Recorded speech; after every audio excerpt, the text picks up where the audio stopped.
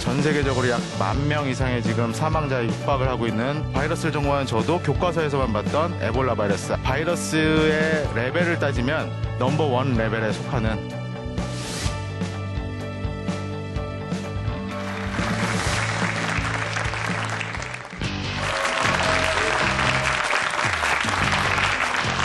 안녕하세요. 흥미로운 과학 이야기 사과나무의 엄지혜입니다. 여러분, 영화 좋아하시나요? 제가 오늘의 시작은 영화 퀴즈로 좀 문을 열어보려고 합니다. 자, 영화 아웃브레이크, 또 12 몽키스, 컨테이전, 또 한국 영화죠. 감기. 이 4가지 영화의 공통점이 뭔지 아시나요? 많이 알고 계시는데요. 그렇죠. 바로 바이러스를 소재로 한 영화인데요. 이 바이러스, 영화의 단골 소재가 될 만큼 우리를 공포에 떨게 하는데 이 바이러스에 맞서는 백신과 또 백신에 맞서는 바이러스에 대한 이야기를 오늘 강연에서 풀어보도록 하겠습니다. 한국생명공학연구원의 송대섭 박사님 모셔볼게요.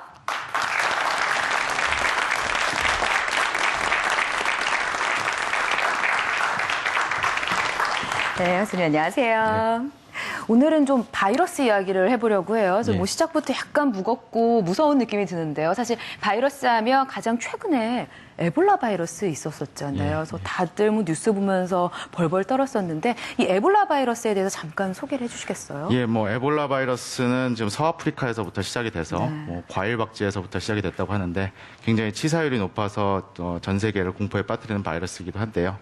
뭐 최근에 그 매스컴 뉴스에서 지금 또 언급이 되고 있지만 구제역이나 조류독감도 단골로 올라오고 있는 소재고요. 그래서 이렇게 동물 유래의 바이러스들 이런 것들이 굉장히 지금 중요해지고 있는 시기입니다. 그래서 오늘은 이런 동물 유래의 바이러스들이 어떤 의미가 있고 왜 이렇게 변종들이 생기는지에 대해서 좀 간략하게 소개드리고 이거에 대응해서 동물용 백신을 어떻게 만들어야 되고 동물용 백신이 왜 중요한지에 대해서 오늘 좀 말씀을 드리도록 하겠습니다. 그러니까 제2의 에볼라 바이러스를 막기 위한 강연이다. 이렇게 이해도 될까요? 뭐 거창하게 얘기하면 뭐 그렇게 생각하셔도 좋을 것 같습니다. 네, 그럼 송대섭 박사님의 강연 박수 부탁드릴게요. 네.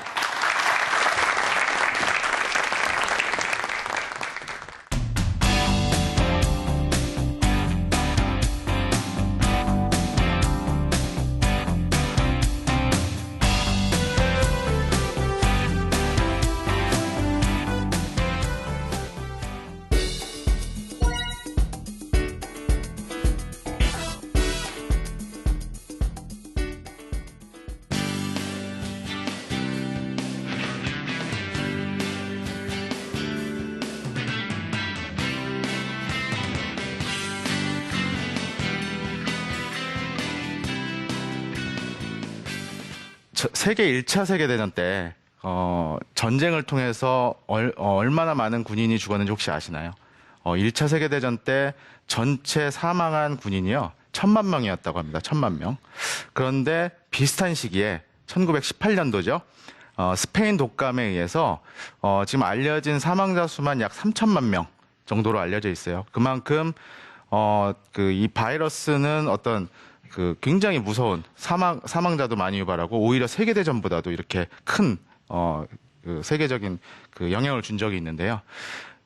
지금 그러니까 과거에 20세기에만 해도 이런 어떤 대유행적인 바이러스가 약 3, 40년 주기로 이렇게 끊임없이 나와서 걱정을 하게 했는데 21세기 들어서는 여러분들 아시는 것처럼 뭐 사스 바이러스 2003년도에 처음 전 세계적으로 문제를 일으켰었고요. 지속적으로 그 이후에 조류독감, 지금도 조류독감 계속해서 문제가 되고 있고요. 또 2010년, 2009년도에 금세기 들어서 첫 번째 대유행 신종플루가 문제가 됐었죠. 그리고 나서 중동 코로나 바이러스다 이런 것들 계속 문제가 되고 있고 급기야 저도 바이러스를 전공하는 저도 교과서에서만 봤던 에볼라 바이러스가 2014년도에 창궐을 하게 됩니다. 이렇게 문제가 되고 있는 바이러스가 그렇다면 언제부터 우리에게 이렇게 영향을 주었는지 한번 보시면 자료 화면을 보시면 알겠지만 아마 눈썰미가 좋으신 분들은 눈치를 좀 채셨을 거예요. 이 사진은 고대 이집트 벽화를 저희가 자료 화면을 가져온 건데 화면을 보시면 조금 이상한 점이 느껴지실 겁니다. 이것이 그 이집트의 파라오에 대해서 제사를 지내는 제사장과 시녀를 그린 벽화인데 이 제사장 목사죠. 제사장의 다리가 좀 특징적으로 가늘죠. 예, 이것이 이 그림이요. BC 1500년 전, 그러니까 지금으로부터 3500년 전입니다. 그때부터도 지금 보시는 것처럼 소아마비 바이러스에 감염된 실제적인 사례를 보여주는 벽화가 되겠고요. 계속해서 이렇게 역사적으로 바이러스는 문제가 되어 있다는 그런 근거들이 많이 있습니다. 근세로 넘어와서 보시면 이 1800년대 광견병, 공수병이라고도 하죠. 그 개에 감염이 돼서 사람이 물리게 되면 쉽게 얘기하면 미친 개가 되는 이런 광견병 바이러스가 창궐할 때 풍자한 이게 아마 르몽드진가 하는 유명한 잡지에 실린 풍자합니다. 그런데 보시는 것처럼 굉장히 과학이 발전이 안 되고 백신이 개발되기 전이고 치료제가 없었던 1800년대에 보시는 것처럼 지금 보시는 것처럼 아예 접근도 못하고 주변에 뭐 총을 들고 서 있기도 하고 총을 쏘기도 하고 이렇게 굉장히 사람들에게 어떤 심리적인 공포를 강하게 유발했던 이런 사례들이 이렇게 있었습니다. 그래서 역사적으로 보면 BC 1500년서부터 이렇게 근거들이 나와 있고 바이러스는 계속해서 이렇게 문제를 유발을 했습니다. 그래서 오늘 이제 저는 제가 이제 주로 말씀을 드리고자 하는 거는 이런 바이러스들, 특히나 사람들에게 유해를 끼치는 바이러스들이 알고 보면 우리가 간과했던 동물들과 사실 굉장히 많이 공유하는 부분들이 있어요. 지금 과학적으로 밝혀진 바에 의하면 지금 창궐하고 있는 오히려 문제가 되고 있는 이런 바이러스 질병들의 약 70%는 인수공통 감염병이라고 해서요. 동물과 사람이 공유하는 그런 바이러스라고 알려져 있습니다. 보시는 것처럼 지금 자료화면에 있는 것처럼 광견병 바이러스도 대표적인 이런 인수공통 감염병 중에 하나고요.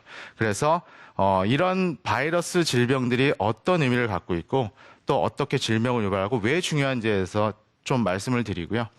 그다음에 제가 아무래도 동물용 백신을 개발하다 보니까 동물용 백신을 왜 하는지, 동물용 백신이 어떤 의미를 갖고 있는지 이거에 대해서 좀 중점적으로 말씀을 드리겠습니다. 좀 간략하게 먼저 좀 소개를 드리면 일반인들이 생각하는 거는 아까 제가 얘기했던 이런 인수공통 감염병을 막기 위해서 만드는 것이 아니냐라고 단순히 생각할 수 있어요. 물론 그것도 정답입니다. 그렇지만 이 동물 백신의 의미에 있어서 큰 부분을 차지하고 있는 어떤 산업동물, 즉 우리가 고기를 목적으로 사육하는 동물들에 대해서 백신을 왜 개발해야 되는지에 대해서도 좀 말씀을 드리도록 하겠습니다. 지금 좀 전에 제가 이렇게 연대기별로 말씀을 드렸던 대표적인 동물 유래라든가 동물에서 유래했던 주된 문제를 일으키는 바이러스들의 어떤 모양을 좀 보여드리겠습니다. 지금 보시는 것처럼 인플루엔자 바이러스는 뭐 대표적으로 아주 끊임없이 조류 독감부터 시작해서 사람도 매년 백신을 맞지만 계절 독감 문제가 되고 있죠. 문제가 되는 이유는 이 바이러스는 아시는 것처럼 돌연변이가 굉장히 잘 돼요. 그래서 사람이나 과학기술이 따라가는 속도보다 훨씬 더 빠르게 도망갑니다, 바이러스는. 그 대표적인 바이러스, 인플루엔자 바이러스가 되겠고요. 2012년도서부터 갑자기 중동에서 지금 낙타에서부터 유래가 됐다고 하는데 중동 코로나 바이러스는 또 아시는 것처럼 2003년도에 홍콩을 중심으로 발생했던 사스 바이러스의 그 주범이 되는 바이러스죠. 사양 고양이에서부터 왔다라고 합니다. 고양이에서. 다음에 좀 전에 말씀드렸던 대표적인 역사적으로 루이스 파스테르를 전 세계적인 스타로 만들었던 이 광견병 바이러스, 이런 인수공통 감염병의 대표적인 것이죠. 다음에 정말 예기치 않았던 2014년도에 지금 창궐하고 있고 전 세계적으로 약 10,000명 이상의 지금 사망자에 육박을 하고 있는 에볼라 바이러스. 아직까지는 우리나라에 안 들어왔지만 굉장히 바이러스의 레벨을 따지면 넘버 1 레벨에 속하는 그런 에볼라 바이러스가 대표적인 바이러스가 되겠습니다. 그런데 이런 바이러스가 지속적으로 창궐을 하는 것도 사실은 의미가 있는데요. 우리가 어떤 사람과 동물 사이에 있어서 바이러스가 전파되고 문제가 일으키는 거에 대해서 좀 어떤 패러다임을 바꿀 필요가 좀 있다라고 생각을 합니다. 사람들은 과거에 요새는 애완동물이란 말들을 이제 수의사님도 잘 안 쓰시는데 반려동물이란 말을 써요. 반려동물. 즉 이제는 동물로서, 애완동물로서만 키우는 것이 아니라 가족으로서 동물을 이제 생각을 하는데, 과거에는 인수공통 감염병, 인수공통 바이러스, 그러니까 동물로부터 바이러스가 옮겨온다라고 생각을 하면 당연히 동물이 사람한테 감염을 시킨다라고 생각을 합니다. 그러나 지금 속속들이 밝혀지는 것들에 의하면 동물에서 사람으로 올 수 있는 것도 있지만 사실 사람에서 동물로 거꾸로 가는 경우도 상당 부분 있다라는 것이 이 질병 전파에 있어서 상당히 중요한 사실 중에 하나고요. 다음에 제가 집중적으로 연구하고 있는 이 인플루엔자 바이러스에 대해서 좀 설명을 드리겠습니다. 그림 보시는 거 아시겠지만 저희가 좀 어려운 용어일 수 있는데 원 헬스라는 용어를 씁니다. 원 헬스. 즉 하나의 건강이라고 번역을 하게 되면요. 원 헬스는 뭐냐면 과거에는 동물 질병과 사람 질병을 따로 생각했었어요. 따로 생각을 했는데 지금 이 그림 보시면 알겠지만 인플루엔자 바이러스는 뭐 조류에부터 시작해서 지금 나와 있는 뭐 라쿤, 말, 개, 고양이, 심지어 고래, 심지어 바다표범, 사람 하나의 그 어떤 그 연관을 가지고 굉장히 활발하게 서로 전파가 되는 이런 특성을 갖고 있기 때문에 이제는 동물의 어떤 감염병과 사람의 감염병을 분리해서는 생각할 수 없다는 것을 여러분들께서 기억을 해주시면 앞으로 지속적으로 창궐될 바이러스를 이해하시는데 좀 더 이해가 쉽지 않을까 그렇게 생각을 합니다.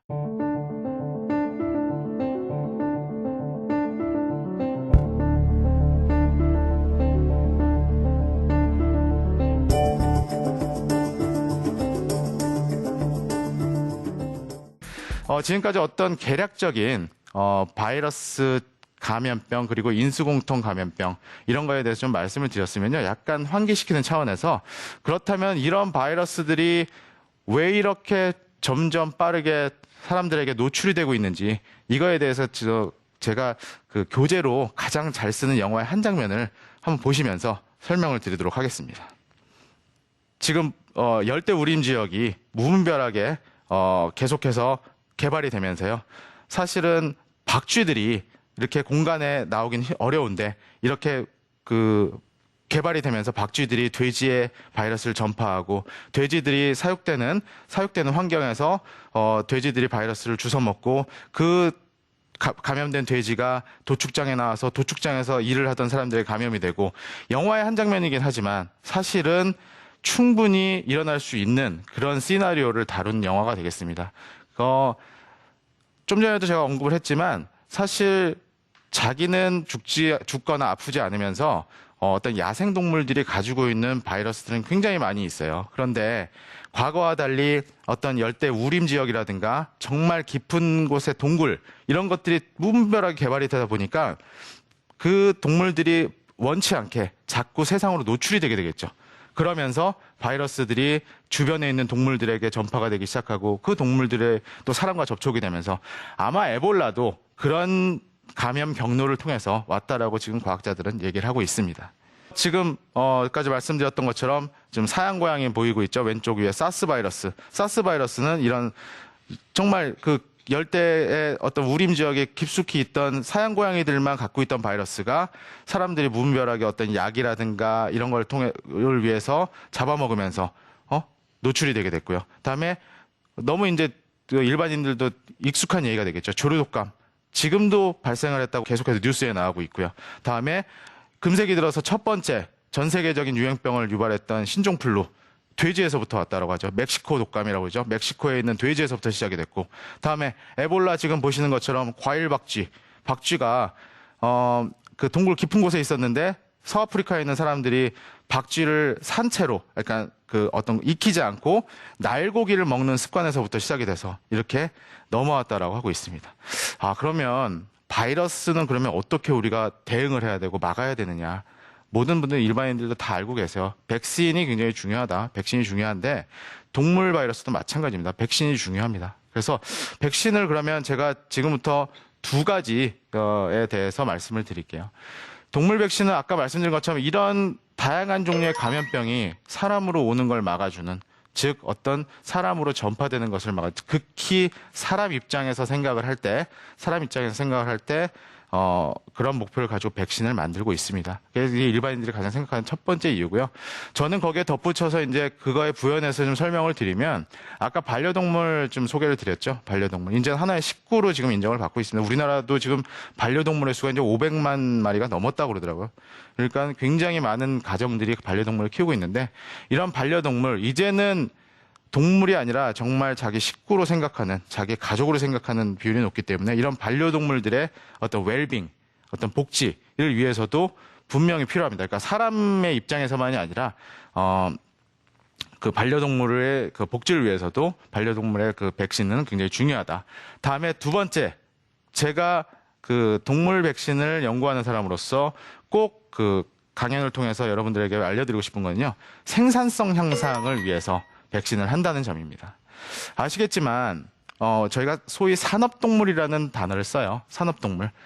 뭐 많이 아시겠지만 그 고기로 먹는 닭, 돼지, 뭐 이런 소, 이런 동물들입니다. 근데 아시는 것처럼 이런 동물들은 기본적으로 집단 사육을 하지 않습니까? 집단 사육. 집단 사육을 하기 때문에 상대적으로 감염병에 굉장히 취약해요. 감염병에 취약을 한데, 이런 동물들을 뭐 쉽게 얘기해서 돼지 농장에서 뭐 돼지를 뭐 2만 마리 막 이렇게 키우는데, 어떤 돼지가 아프다고 해서 개체로는 절대 치료를 할 수가 없습니다. 그래서 이런 다두 사육하는 산업동물에 대해서 우리가 그 질병을 예방하기 위해서는 백신이 가장 효과적인 것으로 알려져 있습니다. 그래서 동물용 백신을 할 때는 첫 번째, 아까 제가 계속해서 말씀드렸던 이런 인수공통 감염병 예방 또는 반려동물의 어떤 복지, 그거에 더불어서 그만큼의 비중을 갖고 있는 것이 산업동물의 생산성 향상을 위해서 한다는 점을 아셨으면 좋겠습니다. 지금 계속해서 구제역이 문제가 되고 있다라고 얘기가 나오고 있습니다. 구제역. 돼지에서 지금 문제가 되고 있는데요.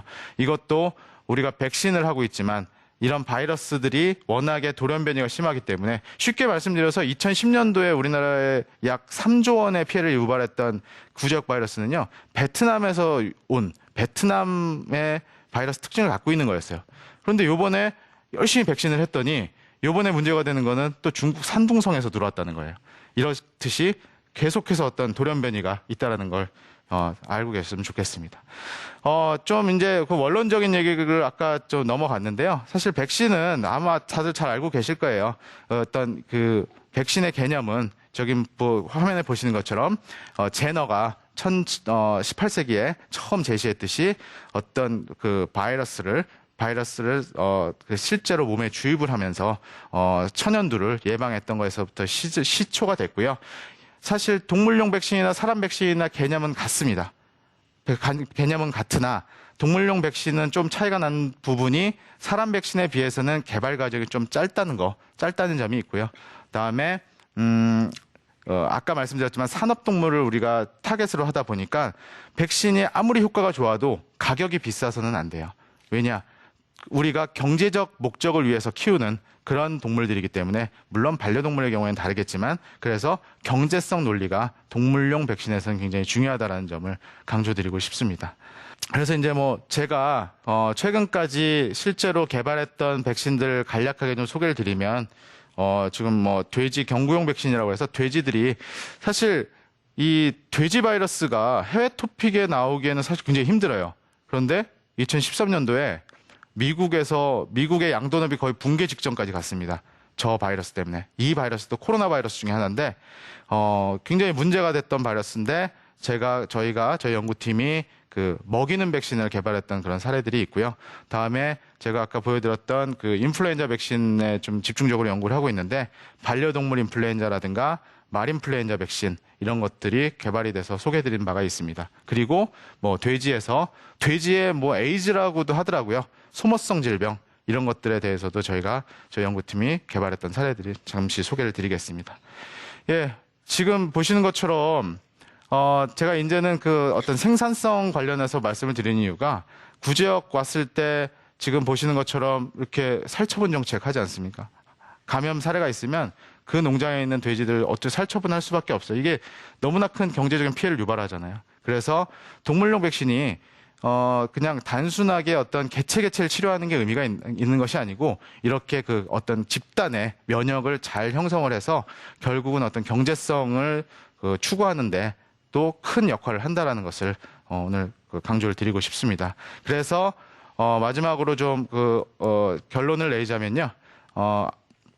아까 말씀드렸던 것처럼 지금 그림에 보이시는 것처럼 우리들이 동물용 백신 뭐 하찮게 생각할 수도 있어요. 그렇지만 이제는 우리가 항상 접하는 뭐 반려동물, 그리고 우리가 항상 먹는 고기를, 양질의 고기를 얻기 위해서도 반드시 필요하고요. 다음에 원래 일반인들이 알고 계시는 어떤 인수공통 감염병을 예방하는 데 가장 첨병이 되는 동물용 백신이 굉장히 중요하다는 것을 마지막으로 좀 말씀드리면서 오늘 제가 준비한 발표는 마치도록 하겠습니다. 예, 감사합니다.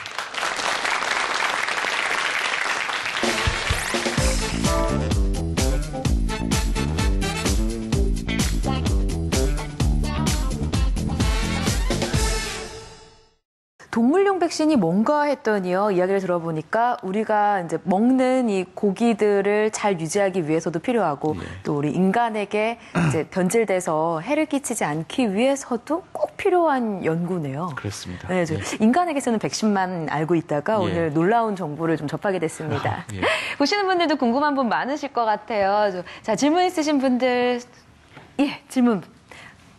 네, 강연 잘 들었고요. 제가 질문 드리고 싶은 건 지금까지 바이러스와 백신에 대해서 말씀을 하셨는데 백신이 개발되는 속도보다 바이러스에 감염되는 속도가 더 저는 그 증가 속도가 더 크다고 보는데 결국은 그 간격 차이를 줄이는 게 관건이라고 생각이 되는데 거기에 대한 대비책이 있으신지 아니면 연구 중인 그런 과정이 있으신지 알고 싶습니다. 예, 뭐 굉장히 좋은 질문 해주셨습니다. 확실한 거는 그러니까 바이러스의 돌연변이 속도를 저희가 절대 따라잡을 수는 없습니다. 쉽게 얘기해서 가장 최근의 예를 말씀을 드리면 2009년도에 신종플루가 전 세계에 창궐을 했지만 아무리 백신을 빨리 만들어도 6개월 이상 걸립니다. 6개월 이상 걸리고요. 그 6개월이 지나가면 또 신종플루 바이러스 그때 6개월 전의 바이러스는 또 변해 있어요. 그래서 사실 그냥 저희가 일반적으로 얘기할 때는 인간의 힘으로 아무리 과학자들이 노력을 해도 그 속도를 따라잡을 수는 없습니다. 그렇지만 그래서 저희가 진단, 예방, 치료라는 감염병 대응의 3가지 원칙이 있어요. 그래서 진단을 빨리 하고 예방제를 만들고 예방된 백신이죠. 치료제를 개발하고 하는데 선생님께서 말씀하신 그런 것들을 대비하는 방식은요. 저희가 어떤 역학조사 또는 상시적인 모니터링이라는 그냥 자구책을 가지고 있습니다. 뭐냐면 정확하게 예측을 할 수는 없어요. 바이러스가 어떻게 변할 것인지. 그러나 제가 예를 들면 사막에서 모래 사막 위에서 바늘을 떨어뜨리고 찾는 수준보다는 우리가 오지선다형 문제에서 하나를 찍는 확률이 훨씬 높지 않겠습니까? 그런 것처럼 바이러스가 돌연변이 되는 패턴을 끊임없이 연구를 합니다. 그래서 어떻게 변할 것인지 어떤 식으로 문제를 일으킬 것인지 정확하게 예측은 못하지만 얘네들이 대략 어느 수준에서부터 어디까지 양 끝단에 대해서는 예단을 할 수 있도록 끊임없이 저희가 모니터링이라는 걸 합니다. 그런 것이 지금 현존하는 과학기술로서는 최선의 대책이 아니겠느냐 그렇게 지금 보고 있습니다. 그럼 보통 백신을 만들 때요, 원래 이제 숙주였던, 영화에서 보면 숙주였던 이제 동물이나 사람을 찾거나 혹은 이제 뭐 질병에 감염됐는데 괜찮은 사람을 찾아서 만들잖아요. 그런 식으로 백신이 만들어지는 거예요? 실제로는 이렇게 에볼라에서는 그 영화의 그런 시나리오가 들어맞았어요. 그러니까 살아남은 사람. 그리고 살아남았다는 얘기는 그 사람이 이런 엄청난 고병원성의 바이러스에 감염이 돼서 자기 면역력으로 살아남은 거거든요. 그렇다면 그 사람의 몸속에는 이 바이러스를 이기는 항체들, 대응 수단들이 충분히 있다라고 보는 거고, 그래서 이제 이겨냈다라고 보는 건데요. 그러나 일반적인 백신을 개발하는 거는 그렇지가 않습니다. 일반적으로는 어떤 문제가 유발되는 바이러스를 찾아서 그 바이러스를 좀 약독화, 그러니까 좀 성질을 약하게 만들든지 아니면 아예 바이러스를 다 깨버려가지고 그 바이러스를 깬 성분들이 우리 몸의 면역을 자극할 수 있게 만드는 게 일반적인 방법입니다. 네. 바이러스에 대해서 열심히 강연해 주신 송대섭 박사님 감사합니다. 네, 감사합니다.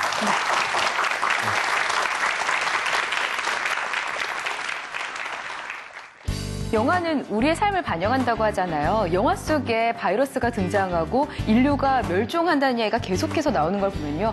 우리가 바이러스에 대해서 굉장히 많은 공포를 가지고 있는 것 같습니다. 하지만 시나리오의 끝은 어떻게 되던가요? 항상 인간이 백신을 발견을 하고 또 모두가 치료가 되죠. 우리도 바이러스에 대한 공포 모두가 치료가 되지 않을까, 치유가 되지 않을까 하는 기대를 가져보면서요. 오늘 사과나무는 여기서 마치겠습니다. 다음 시간에 더 재미있고 흥미로운 과학 이야기로 돌아오겠습니다.